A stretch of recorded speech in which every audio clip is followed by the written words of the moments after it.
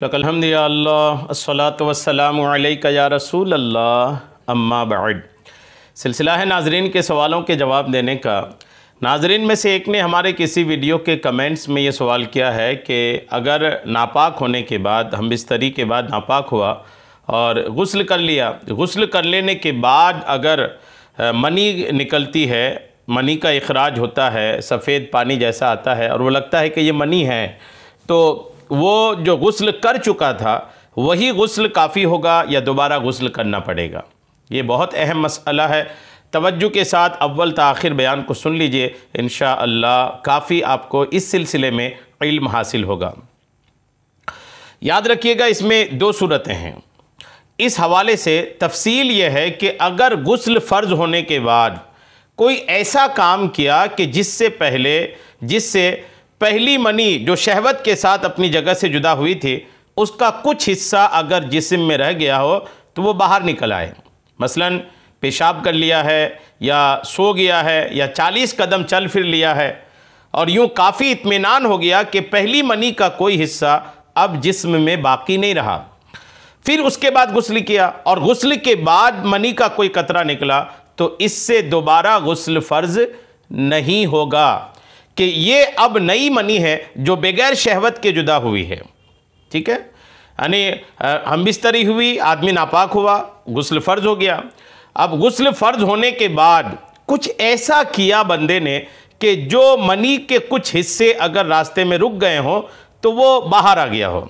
उसकी कई सूरतें हैं, जैसे इस्तिंजा कर लिया, पेशाब कर लिया, पेशाब कर लेने से रुकी हुई जो मनी है वो बाहर आ जाती है। यूं ही सो गया तो भी बाहर आ जाती है। कुछ कदम चल लिए, कम से कम 40 कदम चल फिर लिए, उससे भी जो बकिया मनी है वो बाहर आ जाती है। और यूं कोई भी ऐसा काम कर लिया, इत्मीनान कर लिया कि अब मनी का कोई कतरा बाहर नहीं है और गुस्ल कर लिया, और गुस्ल कर लेने के बाद अगर कोई मनी के कतरात आते हैं तो वो पहली मनी जो उस वक्त आई थी हम बिस्तरी के वक्त, वो मनी नहीं कहलाएगी।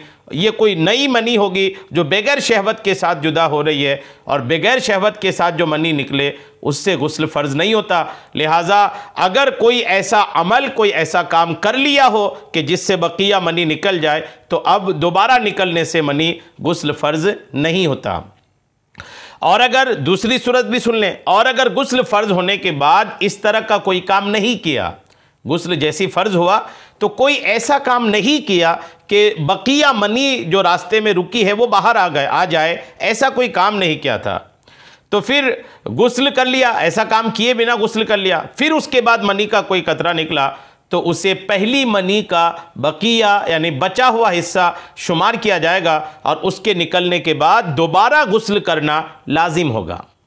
फ़र्क हो गया ना, ये दोनों फ़र्क हो गया, बिल्कुल वाज़े फ़र्क है। अगर आप तवज्जो से सुने होंगे तो बिल्कुल वाज़े फ़र्क हो गया कि अगर हम बिस्तरी के बाद मनी खारिज हुई, आदमी गुस्ल करने से पहले कोई ऐसा काम कर लिया हो कि जिससे बकिया मनी वो बाहर आ जाए, पेशाब कर लिया, चल फिर लिया, सो गया, तो ऐसी सूरत में उसके बाद गुस्ल के बाद मनी आए तो वो पहली मनी का हिस्सा शुमार नहीं किया जाएगा, दोबारा गुस्ल फ़र्ज़ नहीं होगा।